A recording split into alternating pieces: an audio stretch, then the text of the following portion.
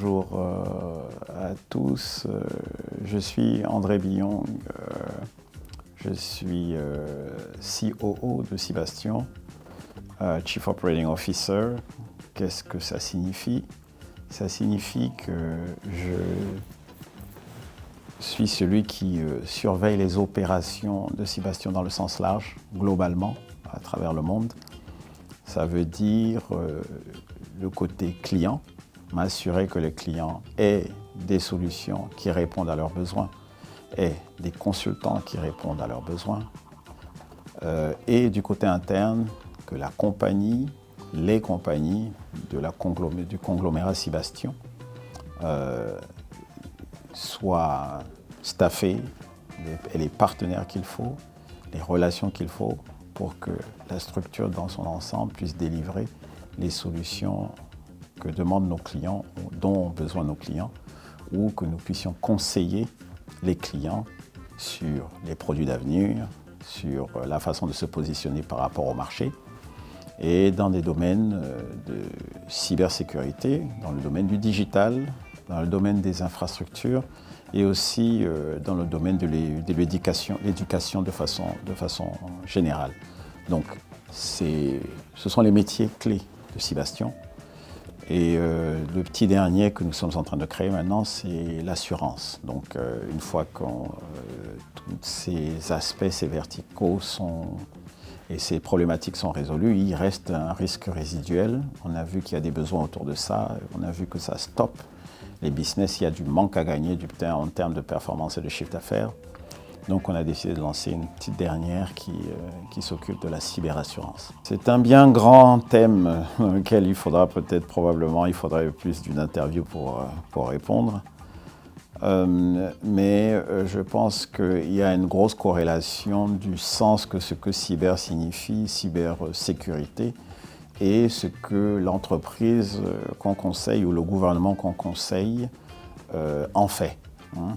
Quand il s'agit d'un gouvernement et qu'on parle de cybersécurité, il s'agit typiquement de la capacitation, donc de pouvoir les aider à avoir les ressources qu'il faut pour pouvoir réguler le marché. Quand on parle d'un client et qu'on parle d'une banque, elle fait beaucoup de services digitaux. Elle offre ces services digitaux à soit des business, soit à des customers, donc du B2C ou du B2B. Il faudrait que ces assets soient protégés et que la disruption qui peut arriver par des personnes malveillantes qui viennent y attaquer ces environnements, que leur impact soit minimisé. Donc la cybersécurité pour une organisation comme celle-là signifie que tous les membres de son organisation sont conscients du risque que courent les services qu'ils offrent, de l'exposition que ces services ont et que la possibilité du manque à gagner si ces services sont interrompus ou il y a eu des disruptions dans le service qui est donné, parce qu'il y a une dépendance très grande et grandissante de toutes les organisations sur ces services digitalisés et dématérialisés. Donc un plus gros impact potentiel si ces services sont compromis sur le chiffre d'affaires. Donc voilà, s'il y a donc un message un peu commun à travers des organisations gouvernementales, non gouvernementales, l'académia, etc., c'est vraiment la prise de conscience de la cybersécurité, des risques, de ce qui vient avec l'avantage d'avoir des services dématérialisés, vient un risque inhérent à cette utilisation. Et comprendre ces risques et se protéger pour minimiser l'impact que la compromission de ces services pourrait avoir sur leur opération. L'IA à Cibastion, nous le voyons comme une opportunité, une très grosse opportunité. La digitalisation en elle-même, maintenant ça devient un petit peu une communalité, mais ça reste quand même une opportunité. Et l'IA pour nous est un accélérateur de cette digitalisation. Donc la dématérialisation, c'était la digitalisation.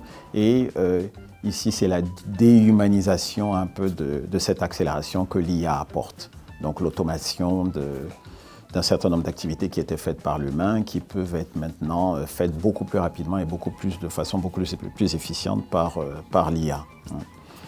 Donc pour nous, c'est un enrichisseur, c'est un catalyseur. Donc sur tous les produits que nous offrons dans notre gamme, il y a un aspect maintenant de cette accélération qui est au niveau de l'IA. Donc elle vient aussi avec un certain nombre de problèmes d'éthique, d'utilisation, de régulation, parce qu'évidemment, c'est quelque chose qui n'est pas nécessairement bien maîtrisé par beaucoup de personnes. Donc les abus peuvent arriver dans beaucoup de domaines, mais pour nous, c'est une opportunité qu'il n'est pas question de laisser passer.